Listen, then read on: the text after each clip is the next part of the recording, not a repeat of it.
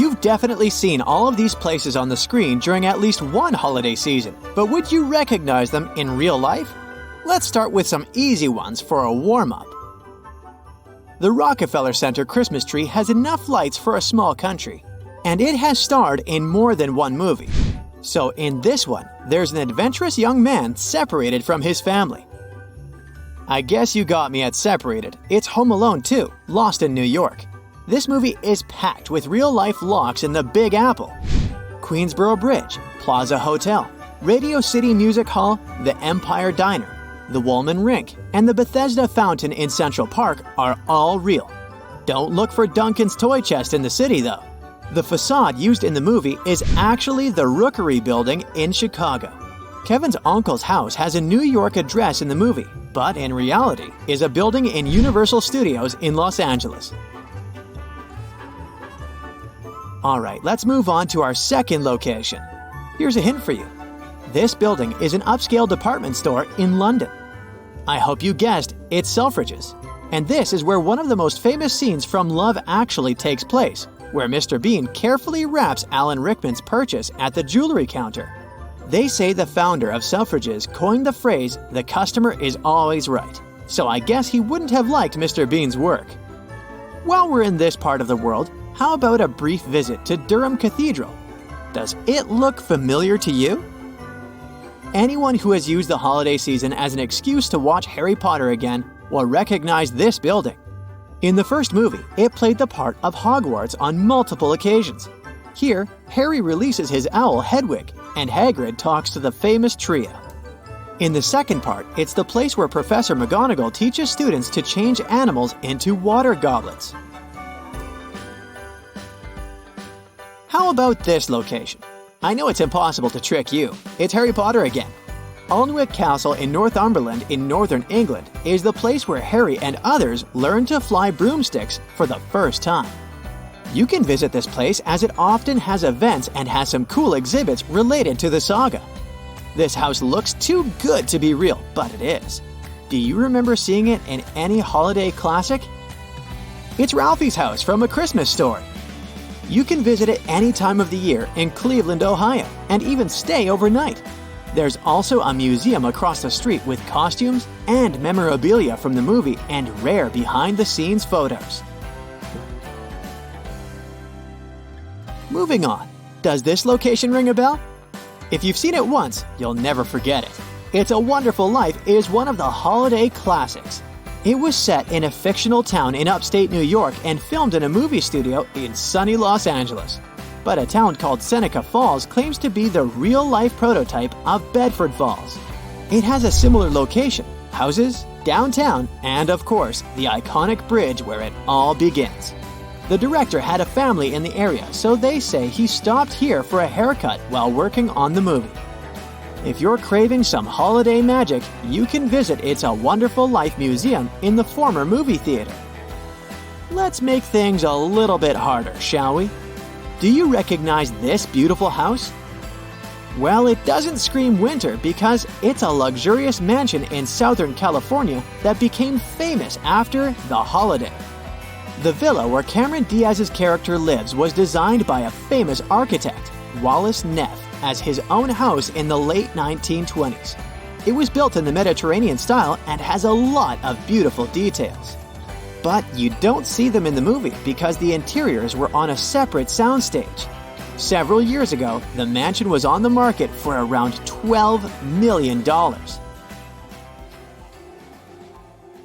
This village looks like it comes straight from a fairy tale, but it's real, and you will easily remember it if you've seen this holiday classic. Did you get my hint? The Holiday Classic. Yep, it's the village where the second main character of the beautiful love story lives. You won't find Iris's house here because even the exterior was built for the movie.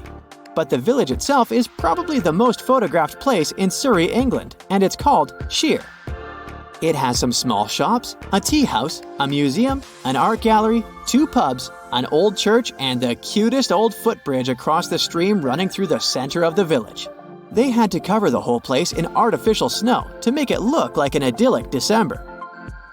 Okay, I know you know what this building is, but what famous scene from which holiday movie was filmed inside its elevator? Yep, I think I gave it away when I said elevator. It's Elf, of course.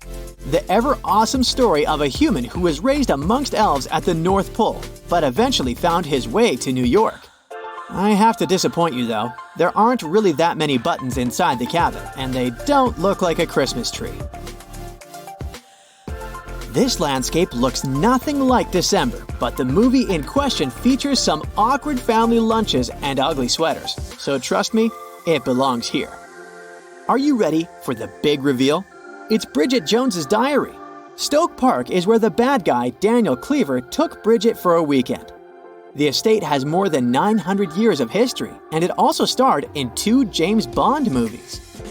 Wow, I wish I could teleport to this location right now. But whom would I meet there?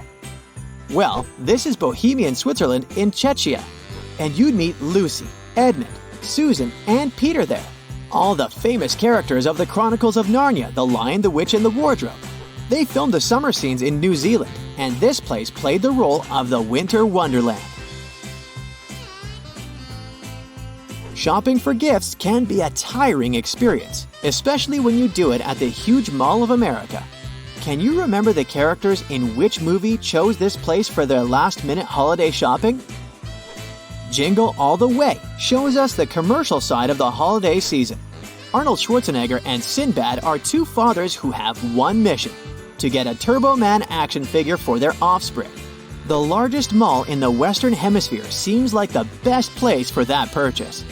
And while we're on the topic of malls, can something be more about holiday shopping than the giant Macy's flagship in New York? The characters of this movie know it well. I'm sure you had no problem guessing it was the good old classic Miracle on 34th Street. You can still ride the original wooden escalators and meet Santa on the 8th floor. They say Macy's didn't want anything to do with the remake of the movie, so the C.F. Kohl's department store from the newer version is the facade of the State of Illinois building in Chicago. Now let's see how well you know the more recent Christmas movies. This beautiful garden appears in one heartbreaking festive season story. Can you name it? The Phoenix Garden is a community garden in Covent Garden, London, and this is where Kate from Last Christmas realizes the scary truth about the guy she's in love with. Wow, that is one festive place. Do you remember it from any movie? It's the Princess Switch, where the Duchess of Montenaro switches places with an ordinary woman from Chicago. Montenaro is not a real place, but its royal palace is. It's Hopetoun House near Edinburgh, and it's been home to the Hope family since the late 17th century. It should reopen for visitors in the spring of 2024 after a reconstruction in case you want to stop by. How many locations did you get right? Let me know in the comments below. That's it for today. So hey, if you pacified your curiosity, then give the video a like and share it with your friends. Or if you want more, just click on these videos and stay on the bright side.